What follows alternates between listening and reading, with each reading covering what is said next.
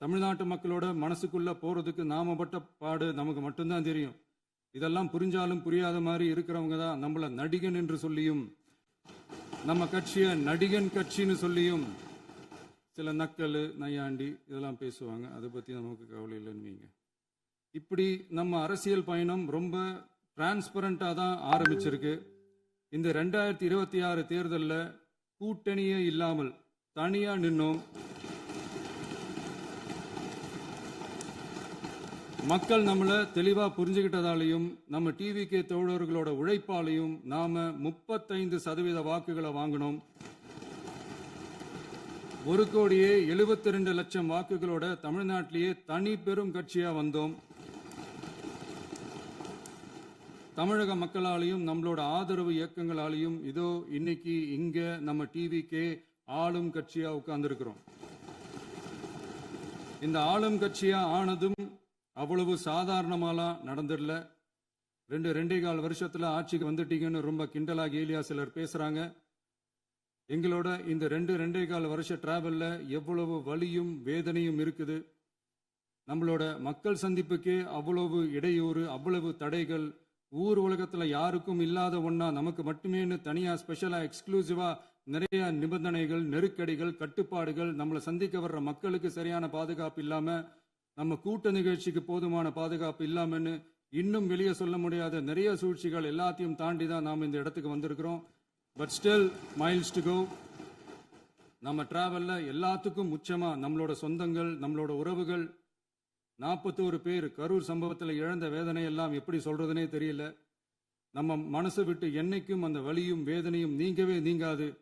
அதுலயும் நம்ம மேலேயே பழி போட்ட கொடுமையெல்லாம் இருக்கும் பாருங்க, அதெல்லாம் வேற லெவலுங்க.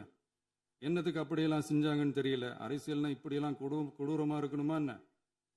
சரி விடுங்க. இந்த விஜய் இவனோட மக்களுக்காக எதையும் தாங்க தயாராகிட்டான். இவ்வளவு பெயின்ஃபுல்லான நம்ம பொலிட்டிக்கல் டிராவல்ல நம்மளோட மிகப்பெரிய ஆறுதலும் பலமும் என்ன தெரியுமா? என் நெஞ்சில் குடியிருக்கும் என்னோட தமிழ்நாட்டு மக்களும், என் உயிருக்கு உயிரான என்னோட தோழர்களும் தான். அவங்களோட பலத்தால தான். அன்னைக்கு 1967 முன்னாள் முதல்வர் மாண்புமிகு அறிஞர் அண்ணா அவர்கள் தலைமையில் அமைஞ்ச சாமானியர்களோட ஆட்சி மாதிரி, 1977 முன்னாள் முதல்வர் மாண்புமிகு புரட்சி தலைவர் எம்ஜிஆர் அவர்கள் தலைமையில் அமைஞ்ச மிக சாமானியர்களோட ஆட்சி மாதிரி, இதோ இன்னைக்கு அதே வரிசையில 2026 சட்டமன்ற தேர்தலில் இந்த விஜயோட தோழர்கள் இடம்பெற்ற ஒரு மிக மிக சாமானியர்களின் ஆட்சி அமைஞ்சிருக்கு.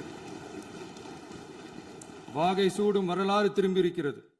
இப்படி ஒரு தீர்ப்பை மக்கள் அளிச்சதுனால தான் தமிழக வரலாற்றில் ஒரு மகத்தான கூட்டணி ஆட்சியை நாம் அமைச்சிருக்கிறோம்.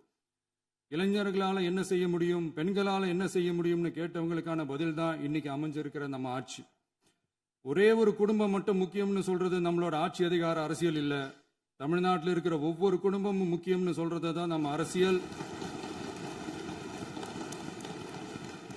நம்மளோட ஆட்சி அதிகாரம் அதான் நம்மளோட மனசாட்சி உள்ள மக்கள் ஆட்சி. இந்த 2026 தேர்தலில் யாராலும் உடைக்கவே முடியாதுன்னு சொன்ன மதத்தை உடைச்சோம், சாதியை உடைச்சோம், முக்கியமா காசு கொடுத்து ஓட்டு வாங்குற ஒரு நச்சு கலாச்சாரத்தையே சுக்கு நூறா தூள் தூளா உடைச்சிருந்தோம். நாம கிளீன் கவர்னன்ஸ் அண்ட் குட் கவர்னன்ஸ்ல உறுதியா இருக்கிறோம். இப்ப மட்டும் இல்ல, எப்பவுமே இப்படிதான் இருப்போம்.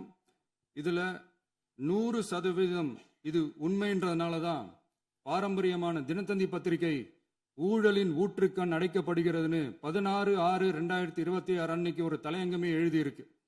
ஒரு தவறு செய்தால், அது தெரிந்து செய்தால் அவன் தேவன் என்றாலும் விடமாட்டேன் என்று எம்ஜிஆர் அன்று பாடினார். அதை இன்று விஜய் செயலில் காட்டுகிறார்னு அந்த எடிட்டோரியல்ல எழுதியிருக்கு.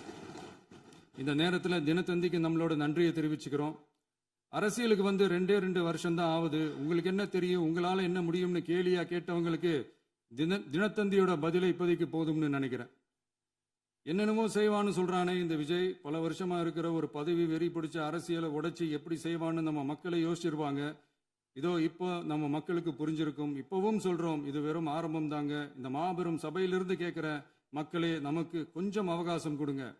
இதுக்கு முன்னாடி, அதாவது 2017 கடைசியில இருந்து 2026 ஏப்ரல் வரைக்கும் இருந்த புண்ணியவான்கள் ஆட்சியில ஒவ்வொரு டிபார்ட்மெண்ட்லையும் போட்ட ஏராளமான ஓட்டைகளை அடைச்சிக்கிட்டே படிப்படியா மக்களுக்கு நல்லதையும் செஞ்சுக்கிட்டே வருவோம்.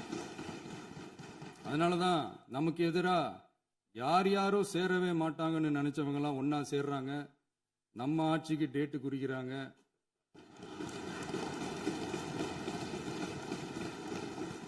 சரி, அவங்கள நம்ம மக்களே பார்த்துப்பாங்க, அதை விடுங்க.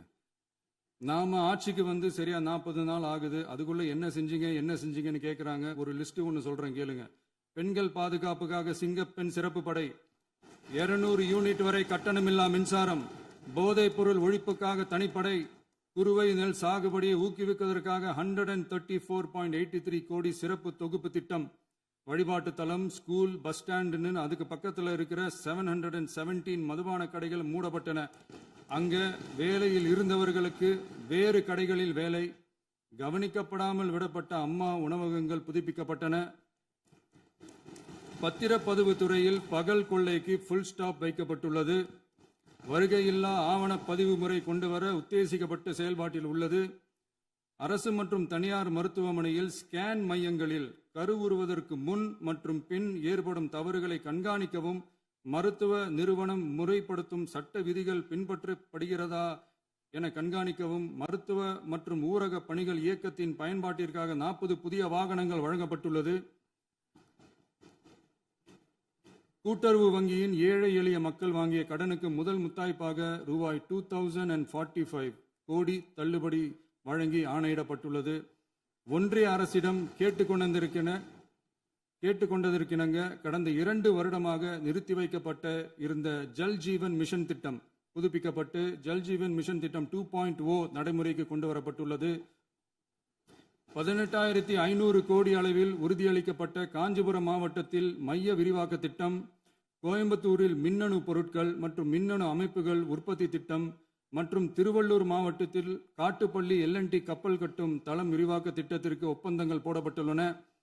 அனைத்து நிர்வாக நடவடிக்கைகளும் மின்னணு முறையில் மாற்றம் கொண்டு வர நடவடிக்கை எடுக்கப்பட்டு வருகிறது. சட்டவிரோத கல்குவாரி மற்றும் அனுமதியின்றி கனிமங்களை எடுத்துச் செல்வது தடுக்கப்பட்டுள்ளது. பல்வேறு குவாரிகள் சீல் வைக்கப்பட்டுள்ளன. கனிமங்களை கண்காணிப்பது, எல்லைகளை நிர்ணயிப்பது மற்றும் ஆளில்லா விமானம் மூலம் அளவீடு செய்வது போன்றவற்றை செயல்படுத்துவதற்கான பணிகள் மேற்கொள்ளப்பட்டு வருகின்றன. அனைத்து துறைகளிலும் அலுவலர் தலையீடு இல்லாமல் லஞ்ச லாவண்யமற்ற தமிழகத்தை உருவாக்க அனைத்து நடவடிக்கைகளும் முடுக்கிவிடப்பட்டுள்ளது. இதெல்லாம் சாம்பிள் தான், இன்னும் இருக்கு. இந்த வெறும் 40 நாளுக்குள்ளேயே இவ்வளவு செஞ்சிருக்கோம்னா இனி வர்ற நாட்கள்ல கொஞ்சம் கொஞ்சமா படிப்படியா ஸ்டெடியா உழைச்சி லஞ்சலாவணம் இல்லாத, ஊழல் இல்லாத, பெண்களுக்கு பாதுகாப்பான, சுதந்திரமான, டிரான்ஸ்பரண்டான தமிழ்நாட்டை நம்ம சொந்தங்களான தமிழக மக்களுக்கு தர்றது தான் நம்மளோட ஒன் அண்ட் ஒன்லி டார்கெட். கண்டிப்பா அதை நிறைவேற்றியே காட்டுவோம். 8 கோடி மக்கள் நம்மளோட இருக்கிறப்போ ஏங்க இதை செய்ய முடியாது?